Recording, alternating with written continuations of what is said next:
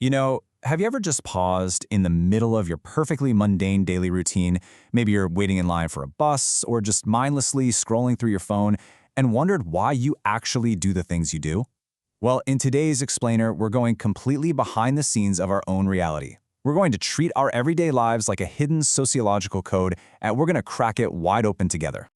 Okay, let's dive right into this. Are your daily choices really your own? It feels a little confrontational, right? Because, we all love to think of ourselves as these fiercely independent individuals. We like to believe we're steering our own ships with complete, unfiltered free will. But I kind of want to challenge that perception right out of the gate. Think about your morning routine for a second. You might say to yourself, hey, I freely chose to buy a caramel latte this morning. And yes, you absolutely did make that specific selection. But society built the menu. Society decided what a coffee shop even is, how the currency works to buy it, and created this whole cultural ritual that tells us we literally need caffeine to be productive citizens.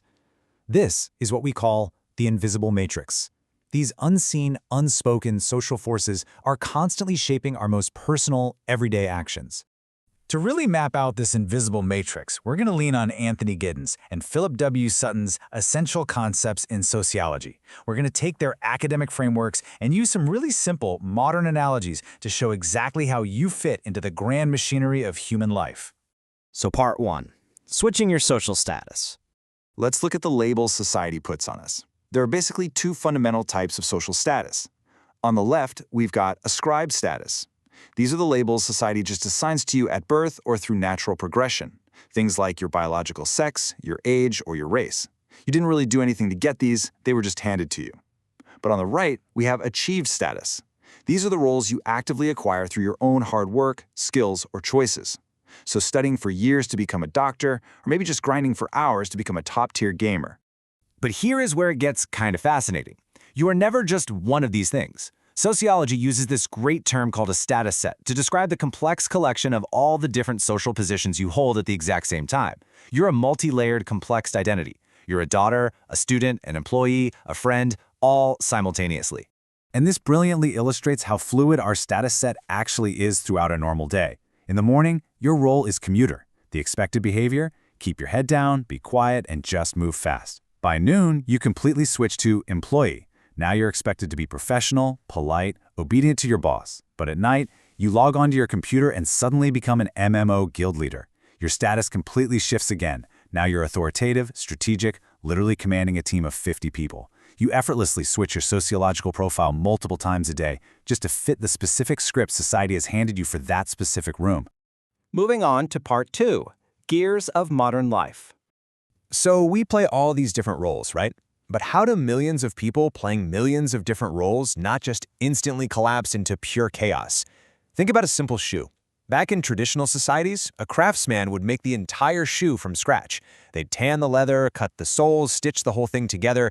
They were pretty much self-sufficient. But look at modern industry today. You don't make the shoe. You might just be the person who writes the software algorithm that determines the shipping logistics for the shoelaces. Your job is highly, highly specific. This is exactly what the pioneer sociologist Emil Durkheim called the division of labor. It's breaking down complex production into thousands of highly specialized tasks. And here's the absolute genius of it. By making our jobs smaller and more specific, we've created this deep, unavoidable mutual dependence. You no longer need an entire village to survive, sure, but you rely on literally thousands of complete strangers just to eat your breakfast. The farmer, the truck driver, the grocery store clerk, the power plant operator, we are all interlocked gears in this massive social machine. All right, part 3. Constructed everyday common sense. Now, with so many interlocking gears, society obviously needs an incredibly strong set of operating instructions to keep everyone in line. Let's look at something super relatable. Walk down the toy aisle in any major store, and you're going to see a literal color divide. Blue and action figures for boys, pink and domestic toys for girls. We just accept this as the way things are. But is this actually a biological, natural fact? Or is it just a social script we've all memorized? Well, the answer lies in socialization. This is the lifelong process of learning the social norms, expectations, and values of our culture. And it starts the very second we're born. Through the toys we're handed, the clothes we're dressed in, the media we consume, we are quite literally being trained. We're being trained to perform our assigned roles properly. Those toys aren't just pieces of plastic, they're practice tools for the behaviors society expects from us as adults. So the crucial point here brings us to a powerful concept, social constructionism. It's the theory that a lot of things we look at and assume are just natural facts, like rigid gender norms or why certain jobs pay less, or even what counts as a crime, are actually products of history and social interaction. They aren't biological absolutes. And if society constructed these rules, well, it means society, and by extension us, can challenge, dismantle, and completely change them. Which brings us to part 4, community, breaking boundaries. If the rules of society are constantly changing, then the places where we actually practice these rules are changing too. I mean, for most of human history, your society was basically whoever you could walk to. You belonged to a physical geography. You waved at your neighbors. But today, the internet has completely shattered that boundary. You might barely know the person living in the apartment right next door, but you'll spend 4 hours a night deeply chatting with a network of followers and friends scattered across 5 different continents. Look at the incredible evolution of the word community itself. Initially, it literally just meant a specific geographic location. Later on, sociologists realized it was more about a shared identity, a sense of communion, even if people moved away. But today, the whole concept is shifting rapidly towards global, borderless social networks. We're mapping human connections not by drawing borders on a map anymore, but by drawing lines of digital interaction between individuals. We're completely detaching our sense of belonging from physical space. And finally, part 5, structure and your agency. So we've seen how society assigns us roles, makes us dependent on each other, trains us with invisible rules, and connects us across the globe. Which naturally leads us to the ultimate question. If society built the menu, designed our roles, and handed us our scripts, are we just mindless actors? Are we literally just puppets dancing on the strings of history? This tension sits at the very heart of all sociology. Now, what's really interesting about this is the classic sociological dualism of structure versus agency.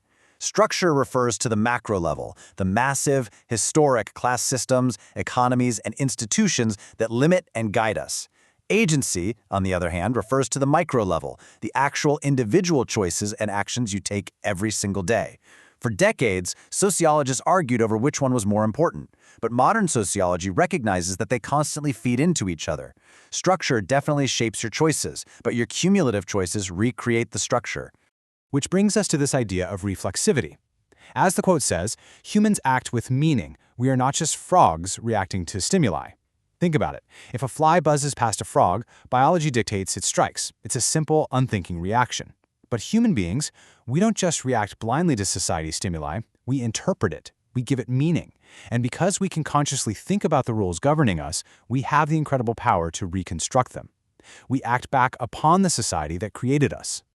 So, the next time you go to order that morning coffee, or clock into your job, or interact with your global community online, just remember the invisible matrix all around you. Yes, society absolutely wrote the rules of the game. It built the stage, and it suggested the lines you should say. But you possess agency. You have reflexivity. The script is just a draft. So, I'll leave you with this to ponder today.